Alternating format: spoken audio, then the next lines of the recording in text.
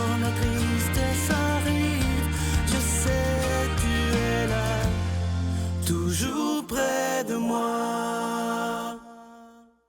Bon mardi, bienvenue à votre émission La Victoire d'amour. J'espère que vous allez bien. Comme vous le savez, hier, je vous disais comment on était privilégiés d'avoir toute cette belle équipe. Et aujourd'hui, j'aimerais aussi insister sur le fait de la diversité de l'équipe. Hein, vous avez dans l'équipe, on a Brigitte, évidemment, qu'on va voir tantôt. On a médecins, psychologues, prêtres, laïcs, professeurs en théologie. C'est une belle richesse qu'on a à La Victoire de l'amour et je veux les remercier encore une fois de tout mon cœur. On rejoint Brigitte.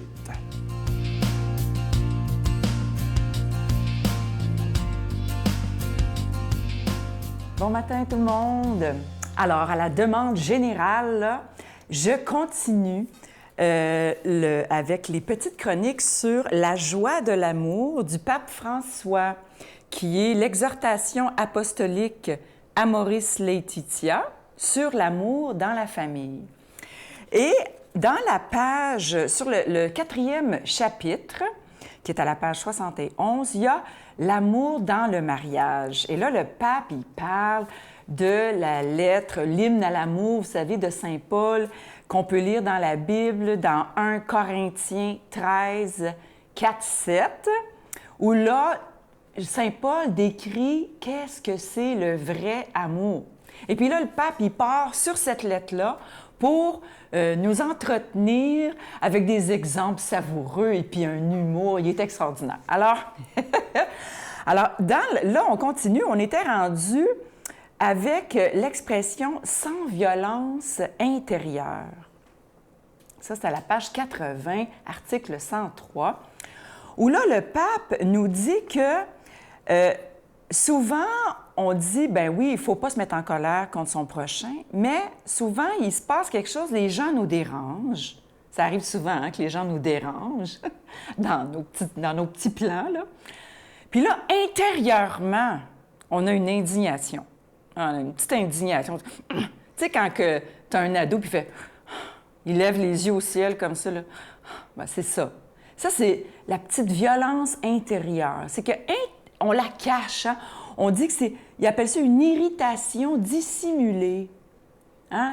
Donc, mais qu'est-ce que ça fait? C'est que ça a quand même un effet, même si ça ne paraît pas, on paraît bien, mais intérieurement, qu'est-ce que ça fait? Ça fait qu'on se braque, puis on se met sur la défensive. Alors, c'est ça que ça fait. Alors, ça fait juste accumuler, puis ça fait qu'on est toujours avec les autres, toujours sur la défensive, et ça fait vraiment des relations très difficiles à gérer. Lui, il dit que dans le couple, il ne doit pas y avoir ça, évidemment, ni en famille. Alors, sinon, ça alimente la colère. Puis, il dit qu'un bon moyen pour calmer ça, c'est chaque soir faire la paix. Alors, on dit toujours de ne pas se coucher le soir sans s'être pardonné. Eh bien, c'est ça. Ça peut être simplement aussi d'aller voir un enfant. C'est pas juste dans le mariage, mais aller voir un enfant, puis on s'est chicané aujourd'hui, puis juste le flatter, sans dire un mot, mais juste faire la paix. Puis on sait que demain, le Seigneur va nous trouver des façons de se parler, puis on va retrouver la paix. Alors, sans violence intérieure, même dissimulée. Notre Père qui es aux cieux, que ton nom soit sanctifié, que ton règne vienne, que ta volonté soit faite sur la terre comme au ciel. Donne-nous aujourd'hui notre pain de ce jour. Pardonne-nous nos offenses comme nous pardonnons à ceux qui nous ont offensés. Ne nous laisse pas entrer en tentation, mais délivre-nous du mal, car c'est à toi qu'appartient le règne, la puissance et la gloire pour les siècles des siècles. Amen. Mon Père, je m'abandonne à toi. Fais de moi ce qu'il te plaira. Quoi que tu fasses de moi, je te remercie. Je suis prête à tout, j'accepte tout, pourvu que ta volonté se fasse en moi, en toutes les créatures. Je ne désire rien d'autre, mon Dieu. Je remets mon âme entre tes mains. Je te la donne, mon Dieu, avec tout l'amour de mon cœur, parce que je t'aime. Et que ce m'est un besoin d'amour, de me donner, de me remettre entre tes mains, sans mesure, avec une infinie confiance, car tu es mon Père.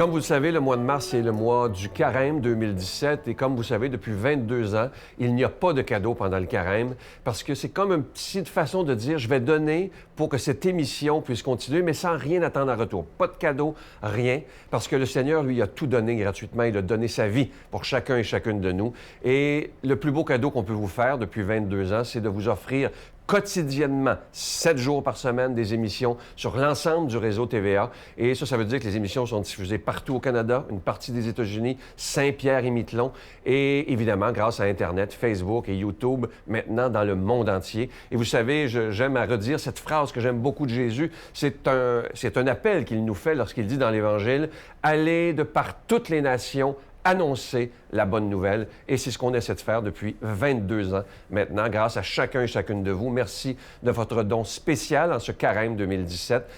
Parce qu'il n'y a pas de cadeau, j'espère que vous ne nous laisserez pas tomber. Je vous rappelle aussi qu'on vous envoie un reçu pour fin d'impôt. Je vous donne l'adresse. La Victoire de l'Amour, casier postal 120, succursale Boucherville à Boucherville, le J4B 5E6, je vous la redonne. La Victoire de l'Amour, casier postal 120, succursale Boucherville à Boucherville, le J4B 5E6. Également par téléphone, par carte de crédit du lundi au vendredi de 8h30 à 16h30 dans le 514-523-4433, 523-4433 ou sans frais, le 1-888-811-9291, 1-888-811-9291 et sur notre site Internet, le www.lavictoiredelamour.org. Merci de votre générosité.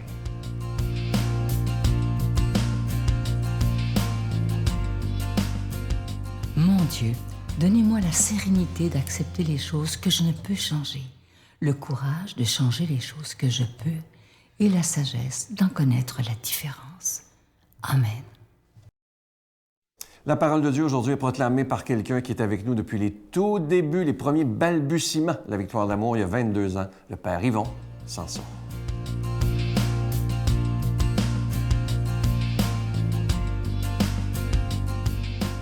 Bon matin à chacun et chacune d'entre vous. L'Évangile nous est donné par saint Matthieu. Jésus déclara à la foule et à ses disciples, « Les scribes et les pharisiens enseignent dans la chair de Moïse. Pratiquez donc et observez tout ce qu'ils peuvent vous dire, mais n'agissez pas d'après leurs actes. Car ils disent et ne font pas. Ils lient de pesants fardeaux et chargent les épaules des gens, mais eux-mêmes ne veulent pas les remuer du bout du doigt. Ils agissent toujours pour être remarqués des hommes. Ils portent sur eux de longs phylactères et de larges franges. Ils aiment les places d'honneur dans les repas, les premiers rangs dans les synagogues, les salutations sur les places publiques.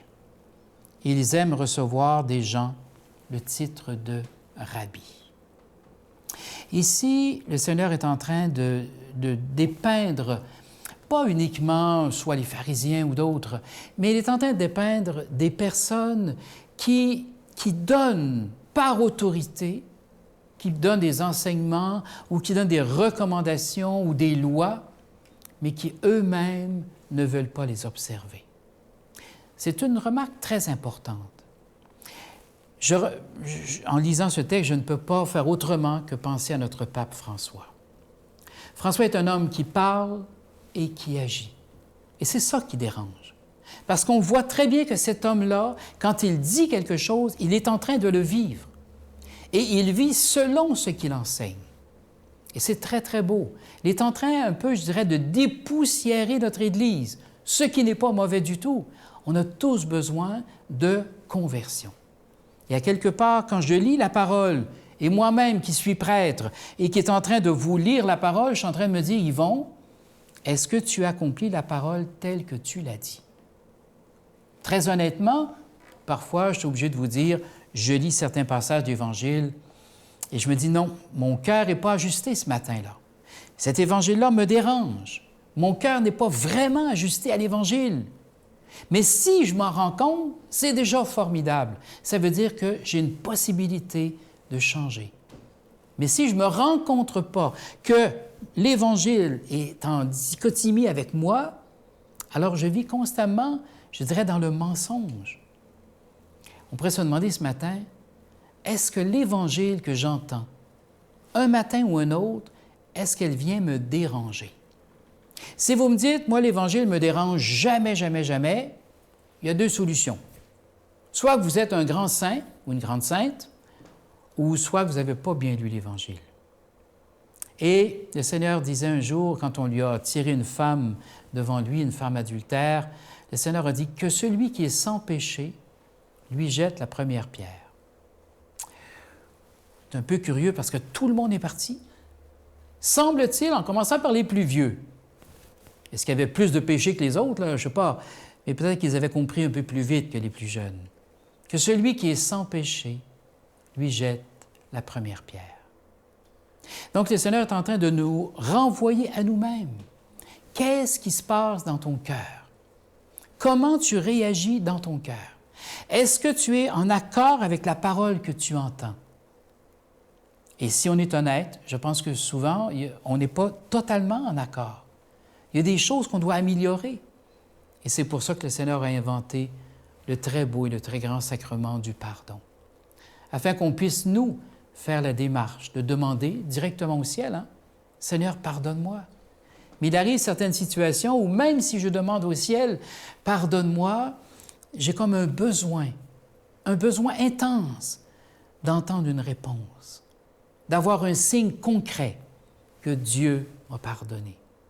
Et c'est alors que le sacrement du pardon, avec un prêtre, devient pour moi un signe important.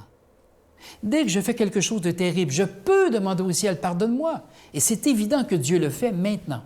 Sauf que parfois, j'ai besoin d'un signe évident que Dieu a entendu ma prière et qu'il me pardonne. Et c'est là que le sacrement du pardon vient prendre tout son sens. Aujourd'hui, le Seigneur nous met en garde de ceux ou celles qui donnent des directives à tout le monde et qui ne font pas. Mais attention, ce matin, je ne suis pas là pour jeter la pierre. Un tel vous a dit ça, c'est un menteur ou quoi que ce soit. Ce matin, je suis en train de m'interroger moi-même. Yvon, est-ce que la parole que tu dis ce matin, est-ce qu'elle est ajustée avec toi? Et souvent, la réponse est non ou pas encore. Et si je dis pas encore, je me donne une chance d'aller plus loin.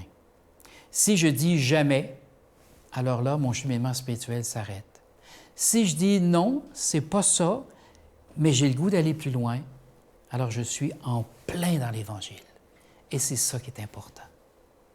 Que ce matin, que cet Évangile fasse plus de lumière en nous, plus de vérité en nous, pour qu'on soit capable simplement de se laisser interroger par la parole et d'accueillir son message. Accueillons ce matin la bénédiction de Dieu par le nom du Père, du Fils et du Saint-Esprit. Amen. Je vous salue Marie, pleine de grâce. Le Seigneur est avec vous. Vous êtes bénie entre toutes les femmes, et Jésus, le fruit de vos entrailles, est béni. Sainte Marie, Mère de Dieu, priez pour nous pauvres pécheurs, maintenant et à l'heure de notre mort. Amen.